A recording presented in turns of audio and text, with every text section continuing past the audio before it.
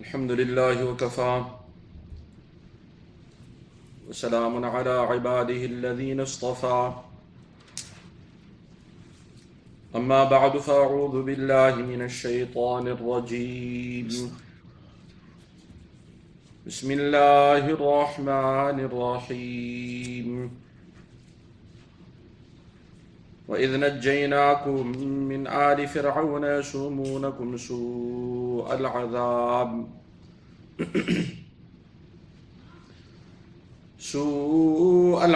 يذبحون أبناءكم ويستحيون نساءكم وفي ذلكم بلاء من ربكم عظيم صدق الله العظيم. Regarding ayat number 49, where Allah subhanahu wa ta'ala mentions to the Bani Israel that amongst the many favors that Allah subhanahu wa ta'ala bestowed on the Bani Israel is that Allah subhanahu wa ta'ala reminds the Bani Israel, وَإِذْ نَجَّيْنَاكُم مِّنْ آلِ فِرْعَوْنَ, that we saved you from the people of Fir'aun.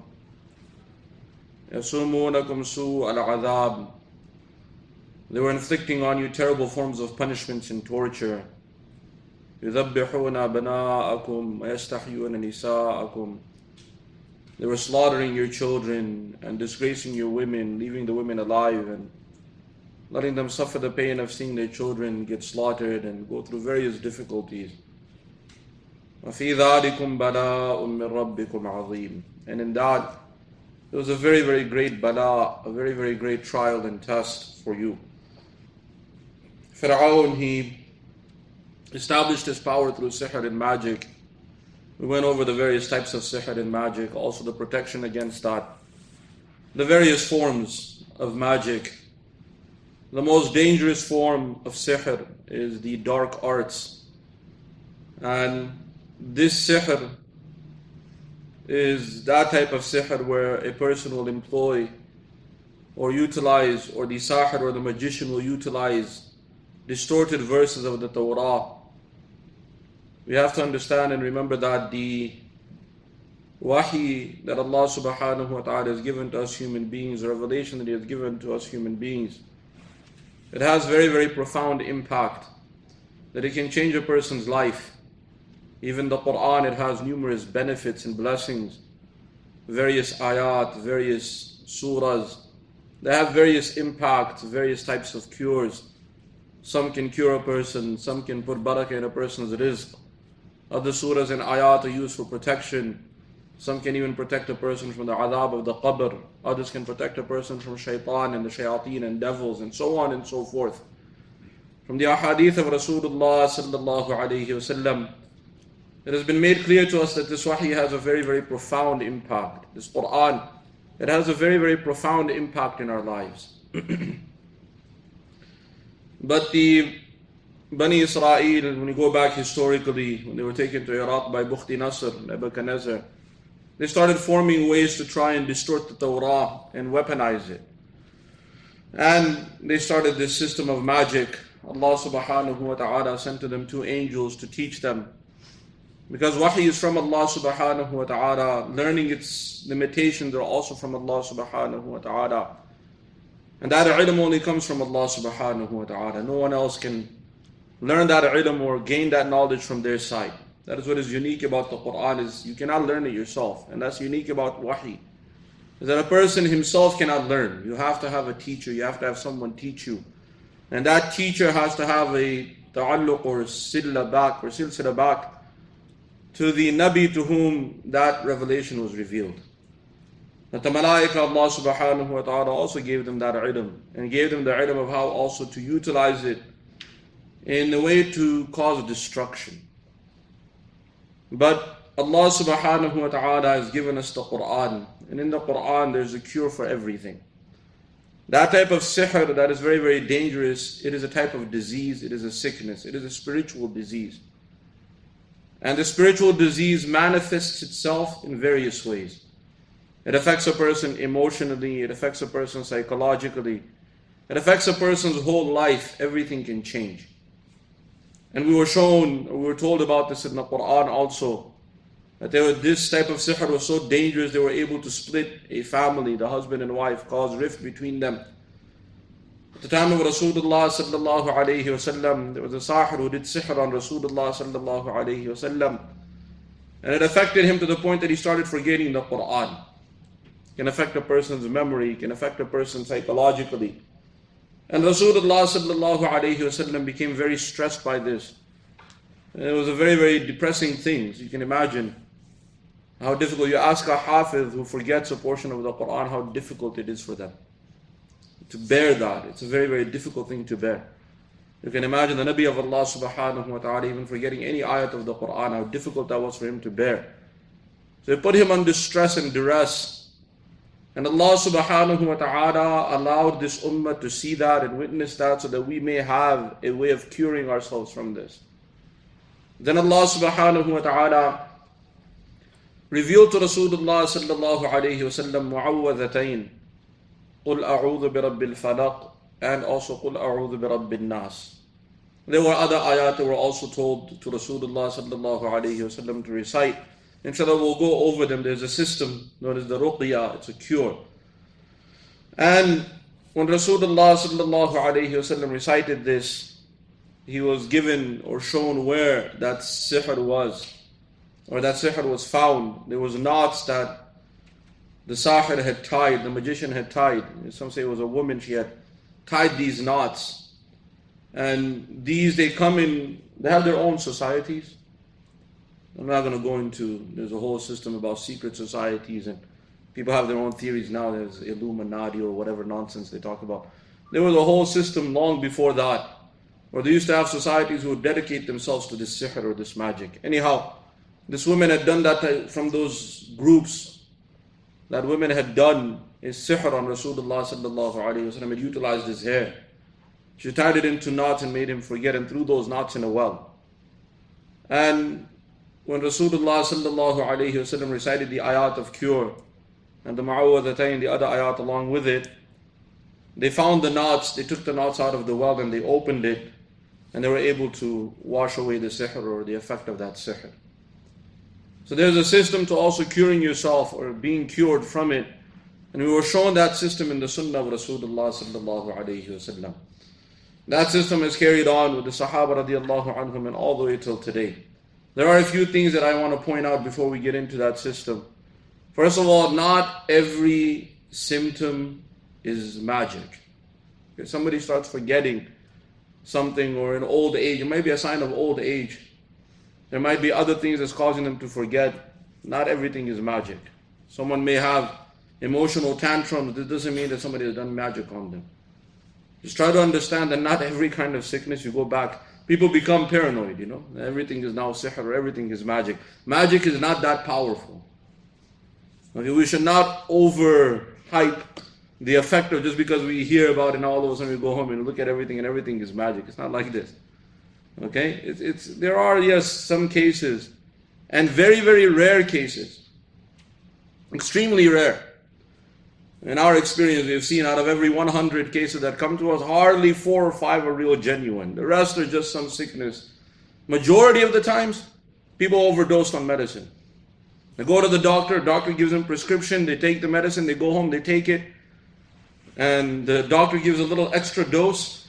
So now the person starts seeing things, starts feeling things.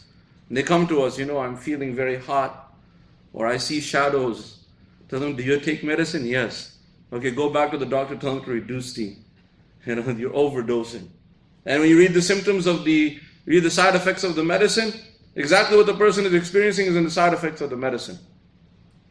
So not every case is sihr or magic. So this also requires, that's why be very, very careful on how whatever we're going to explain, don't just take everything that everything is sihr or magic.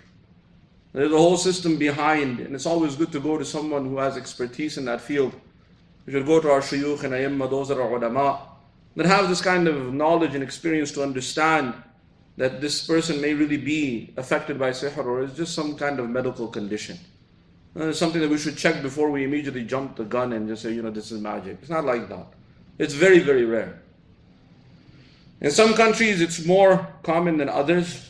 You go towards the eastern side of the world, in the subcontinent, in Malaysia and Indonesia and in those countries, and also in some of the Arab countries, the sihr and magic is more dominant. There are people who are practitioners of it, and they use it to harm others, because jealousy in those areas is very, very common. The vast majority of the people don't have wealth, so when someone becomes a little bit successful, everybody becomes jealous of that person. And there are some people wicked enough to go and hire someone to do magic or sihr against them. It is common. It's not, but it's very, very, in those societies and in those areas, it's like that. You come to the Western world where everyone has a decent life and people are too busy to worry about someone else. They don't have time.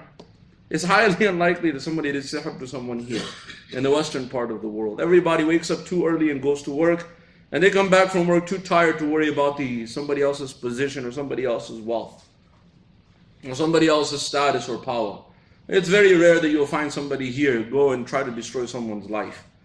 Even if they do it, people are not very aware that there is a system like sihr or there's a system like evil eye. I also want to point out that there are many, many cases where it's not sihr, it's not magic, but rather it is evil eye. Al-ayn, it's very, very dangerous. Su'ul ayn, it's evil eye is something. It destroys the ummah more than sihr or magic. It has destroyed many, many lives. And even Rasulullah sallallahu alayhi wa sallam has told us in a hadith about the dangers of this evil eye. That the majority of my ummah or half my ummah has died because of evil eye. Evil eye is very, very dangerous. And there's also a cure for that in the Quran also. But there is the system of sihr, and that's what we're going to talk about. I'm going to go over the ayat. There are symptoms to these ayat. When you recite them, the shaykh, when he recites it, generally if there is somebody really affected, and proper investigation is done and it is clarified that this person does have sihr, the next thing to clarify is the person's righteousness. If a person is righteous, where they're praying 5 times a day, they're doing other righteous a'mal, then there's a different way of doing ruqyah on that person. And if there's somebody who's not praying 5 times a day, somebody who's not doing other righteous a'mal, the ruqyah works, you have to do a different kind of ruqyah. If somebody's reciting the Quran every day, then the ruqyah is also different. Okay? I just want to point out that it's not one formula for everyone. It's like medicine. 2 patients may go to the doctor. The doctor will give the same medicine. They may have the same sickness. The doctor will give the same medicine but give a different dose to each one. This is how it is. I'm going to go over these doses. When the ruqyah begins, I'm only going to give you the ayat. We're not going to recite the ayat. There are some side effects that do happen when the ayat are recited.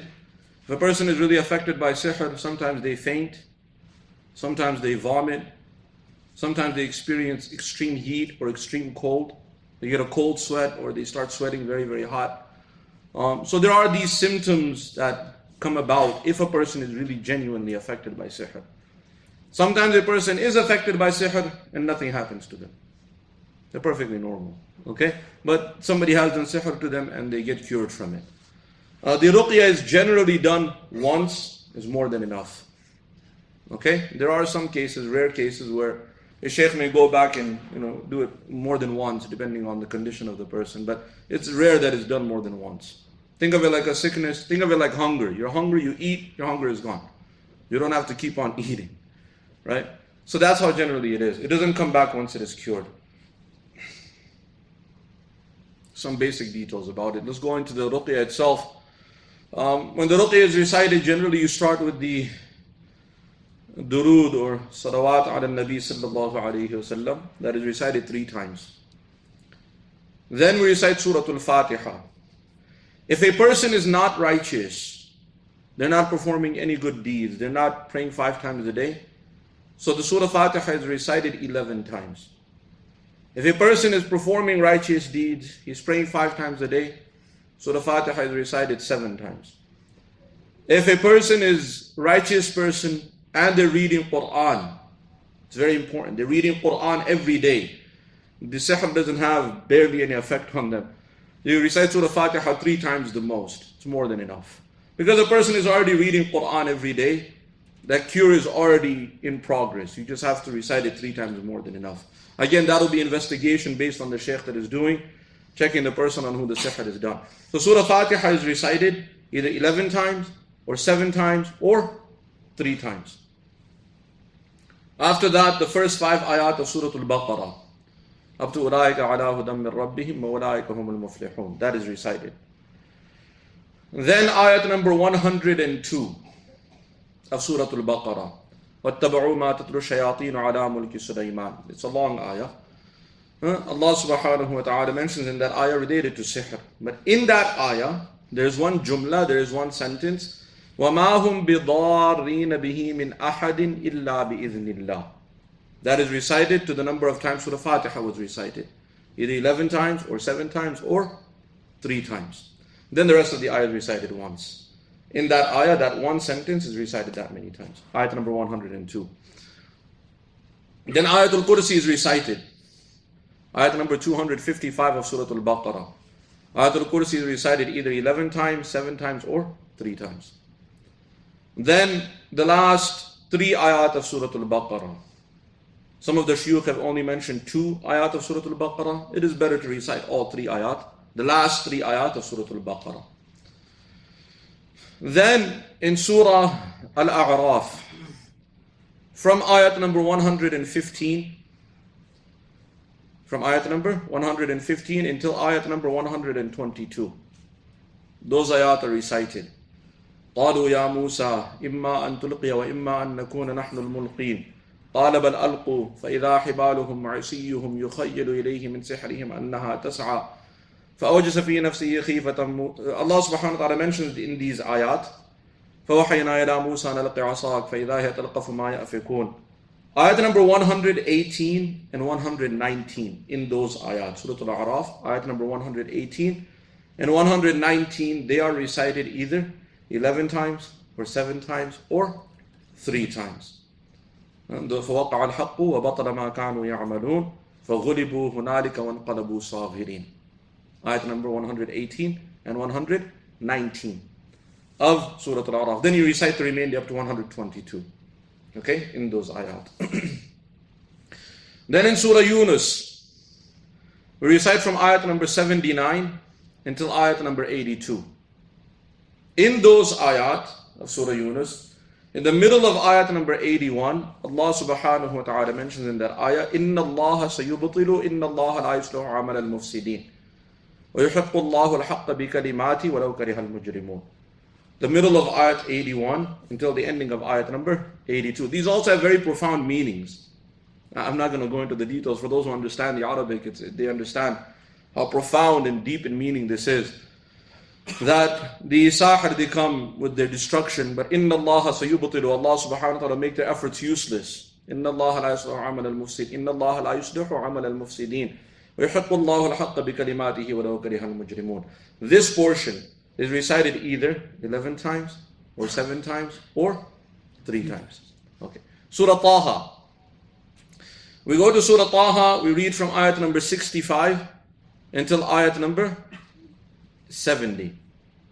Okay? In these ayat, Allah subhanahu wa ta'ala mentions the same qissa, the same story, but the ayat are slightly different.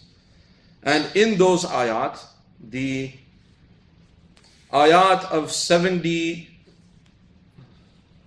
ayat number 68 and 69, they're also repeated. Okay? In those ayat, يخيل إليه من سحرهم أنها تسعى فأوجس في نفسه خيفة موسى قلنا لا تخف إنك أنت الأعلى وألق ما في يمينك تلقف ما صنعوا إنما صنعوا كيد ساحر ولا يفلح الساحر حيث أتى.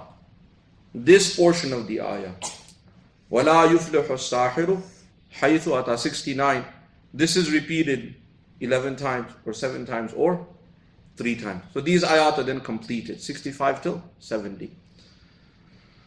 Then once we finish this portion, then you go to Surah Al-Ikhlas, قُلْ هُوَ اللَّهُ أَحَدٌ. That is recited 3 times. Then you recite قُلْ أَعُوذُ بِرَبِّ الْفَلَاقِ. You recite that either 11 times or 7 times or 3 times.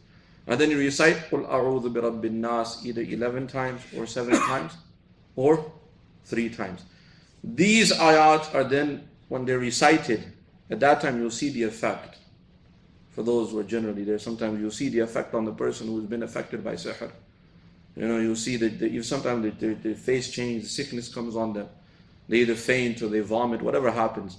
Different people have different effects. For those who recite Quran every day, sometimes there's no effect. They're reading Quran every day, so hardly they even notice it. It doesn't affect them. The Quran has a very, very profound impact of protecting a person against these things. So, and that's why we encourage everyone, read Quran every day. Inshallah, nothing will be able to affect you, okay? So, but if you're not reading the Quran every day, expect some kind of reaction. So generally, once this is all recited, those number of times in this sequence that I told you, then that is blown in water and the person is asked to drink that water. And generally the person is cured. In 1 or 2 tries generally, the person, they drink it one day, you give him 2-3 days. Then, or sometimes the sheikh will come back after 1 week, let him cool off from the first time. And then you'll do the whole process 1 more time or 2 more times, depending on how many times it is needed. And the person is completely cured. After the person is cured, we tell the person that in the hadith of Rasulullah sallallahu alayhi wa sallam, we are told that anyone who recites قُلْ هُوَ اللَّهُ أَحَدْ Surah Ikhlas, قُلْ أَعُوذُ بِرَبِّ الْفَلَقِ Surah Al-Falaq, and قُلْ أَعُوذُ بِرَبِّ النَّاسِ Surah Al-Nas, 3 times every morning and 3 times every night, then nothing can affect them. And we encourage them to read that after Fajr Salah and after Asr Salah, after Maghrib Salah. These are amongst the Adhkar al-Sabah wal-Masa. These are the Adhkar of the morning and the evening. If we're not doing any other amal, at least do this.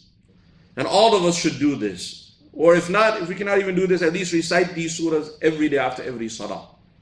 They're very, very unique protection against sihr, against the black magic, against even the evil eye.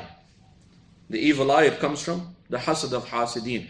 It comes from the jealousy of those who are jealous. And Allah subhanahu wa ta'ala has already given us a protection against that. The last 2 ayat of Surah Al-Qalam, Surah Noon, وَالْقَلَمِ وَمَا يَسْطُرُونَ, that surah, the last 2 ayat, وَإِنْ يَكَادُ الَّذِينَ كَفَرُوا لَيُزْلِقُونَكَ بِأَبْصَارِهِمْ لَمَّا سَمِعُوا الذِّكْرَ وَيَقُولُونَ إِنَّهُ لَمَجْنُونَ وَمَا هُوَ إِلَّا ذِكْرٌ لِلْعَالَمِينَ.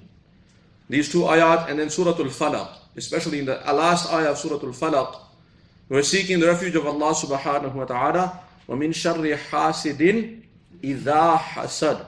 We seek the refuge of Allah subhanahu wa ta'ala from every jealous person, إِذَا حَسَدٍ, when he acts on his jealousy. Well, how does a jealous person act on his jealousy? With the evil eye. So this is protection against evil eye. So we should recite these surahs every morning. Surah Al-Ikhlas, Surah Al-Falaq, and Surah Al-Nas. Every morning 3 times, every evening 3 times. We should also maybe make it a habit, if we can, read it after every salah with Ayatul Kursi. Very, very effective. They're a unique protection. So these are just the ayat. One thing we do tell you is that avoid doing it alone. Generally, it's good to have an expert take care of it. Because sometimes you're alone, if you end up doing this and something happens to you, you faint or something happens, we'll be there to take care of you. People do get sick. So it's always good to ask a sheikh or someone that is experienced, who has done this many times, and ask them to come and do the ruqyah. Okay? Also first, take the advice of the sheikh also. Don't just force them to come and do ruqyah. And many times we're invited to a house and they tell us do this ruqyah or do these ayat, and we realize there's nothing there. We recite the ayat, nothing happens, everything is okay. We tell them, look, these are just paranoia. And sometimes people feel, there are also other cases where we have seen some of the shuyukh and they're experienced in this. When they do the ruqyah of sihr, it turns out that the sahir or the magician, they have utilized jinn in their sihr. They employ a jinn to also affect the person. And that can become more dangerous. So that is why it is always, I'm not going to go into the details of that. That is why avoid trying to do this kind of ruqyah on yourself just like that. At least have some expert person there. Because if there is a jinn involved, then you're dealing with a whole other ball game. There's a separate ruqyah for jinn, we're not going to go over that. That's a whole dangerous situation, because then you get into the different levels of jinn. In the jinn world, there's still slavery, so there's hierarchy. You're dealing with different things that you don't even, it's a whole different level of power. And it's something that, just to give you an example, you may go to a doctor and he'll explain a sickness to you. And sometimes the doctor will tell you need surgery. Go to a surgeon. Okay?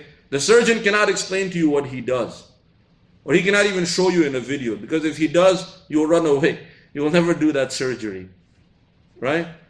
So that is why a surgeon doesn't have the time to explain. For those kind of things, when you start dealing with the jinn, now you need somebody that's a real expert, like the surgeon, who really knows what they're doing. Otherwise, people end up, the jinn will sometimes attack and even kill a person. So that's why be very, very careful in dealing with these things. I'm only giving you the ruqya in a very, very simple format. But to protect yourself, read the Mu'awwadhatayn, read Ayatul Kursi, read Quran every day. Even if it is one ayah, even if it is few ayat, get in the habit of reading Quran. Even few ayat every day, it'll have a very, very profound impact on what type of protection you'll be protected with. So these are the ayat that Allah subhanahu wa ta'ala has given to us in the Quran. There are also ayat of shifa that generally are used. There is a whole list of 5-6 ayat in the Quran. They are called ayat of shifa, the ayat of cure. And generally that is also recited on the person who has that sihr or that sickness. So these are just a system that is generally used. Some shuyukh add other ayat, some shuyukh take out some ayat. Again, that is on the expertise of the sheikh that we generally are involved with. And they have their own system, but generally this is the general system of ruqyah. We're not going to recite those ayat here. We're not going to have the system here. I'm just sharing with you the system, and that is just something that, and I cannot emphasize enough to have an expert with you whenever you want to do something like this. May Allah subhanahu wa ta'ala give all of us understanding and give us the tawfiq to practice His deen. وَمَا عَلَيْنَا إِلَّا الْبَلَاغِ. الحمد لله رب العالمين والصلاة والسلام على سيد المرسلين وعلى آله وأصحابه أجمعين. ربنا تقبل منا إنك أنت السميع العليم وتب علينا إنك أنت التواب الرحيم. اللهم نور قلوبنا بالقرآن وزين أخلاقنا بالقرآن ونجنا من النار بالقرآن وادخلنا في الجنة بالقرآن.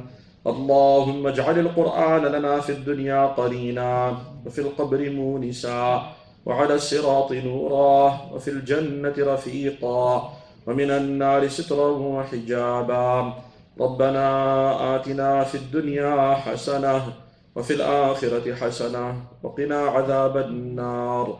سبحان ربك رب العزة عما يصفون وسلام على المرسلين والحمد لله رب العالمين.